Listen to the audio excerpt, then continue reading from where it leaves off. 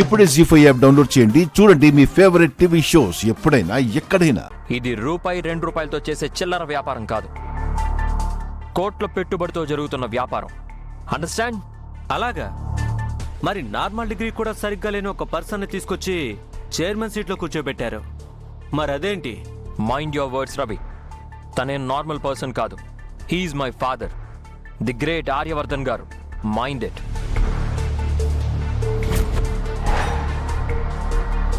రవి, నాన్నగారిని ఆ సీట్లో ఎందుకు కూర్చోపెట్టామో, ఏ పరిస్థితుల్లో కూర్చోపెట్టామో నీకు తెలుసు.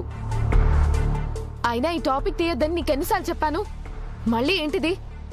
అన్నయ్యతో నీ మాట్లాడుతున్నాను కదా. నీ మాటకు విలువ ఉంటేనే కదా నువ్వు మాట్లాడిన ప్రయోజనం ఉంటుంది అనుకోవడానికి. నా క్వశ్చన్ మీ నాన్న గురించి కాదు, ఆయన చేయగలిగింది నేనెందుకు చేయలేను? రవి, శంకర్ చైర్మన్ స్థానంలో ఉన్నాడంటే ఉన్నాడంతే. వర్క్స్ అని మేమే మేనేజ్ చేస్తాం. అది శంకర్ స్థానం. నువ్వు తనతో కంపేర్ చేసుకోవద్దు. అసలు నాన్నకి ఇతనికి కంపారిజన్ ఏంటి ఫ్రెండ్? అల్లుడిగా గౌరవం దక్కుతుందే కానీ అధికారం మాత్రం కాదు. కంపారిజన్ ఏంటా? అంటే మీ సొంత మనిషి అయితే అందరూ భుజాన వేసుకొని మరీ సపోర్ట్ చేస్తారు, ఆ సపోర్ట్ నాకు చేయరు. అంటే నేను మీ సొంత మనిషిని కాదు అనే కదా మీ అభిప్రాయం? అభయ్, సారీ, మీ ఫ్యామిలీ మ్యాటర్లో ఇన్వాల్వ్ అవుతున్నానని అనుకోకండి. రవి, నిన్ను ఇంట్లో ఎవరు పరాయివాడిగా చూడరు. నీకు అన్ని హక్కులు ఉన్నాయి.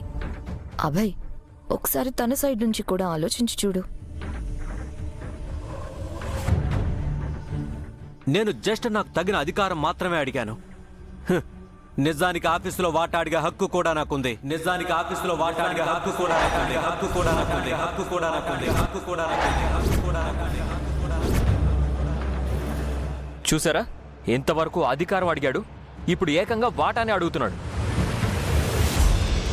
ఇలా అడిగినవన్నీ ఇస్తూ పోతే ఫైనల్గా ఆస్తి మొత్తం కావాలి అంటాడు.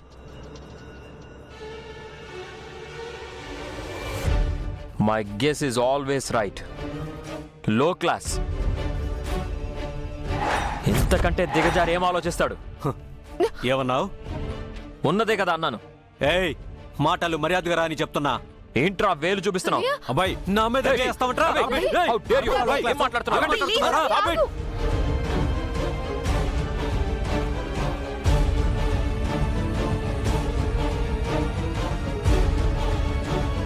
ముందు నువ్వు చేతిరా. చేతుతా. కాకపోతే నీ అంత చూస్తాను. అభయ్, ఆగు.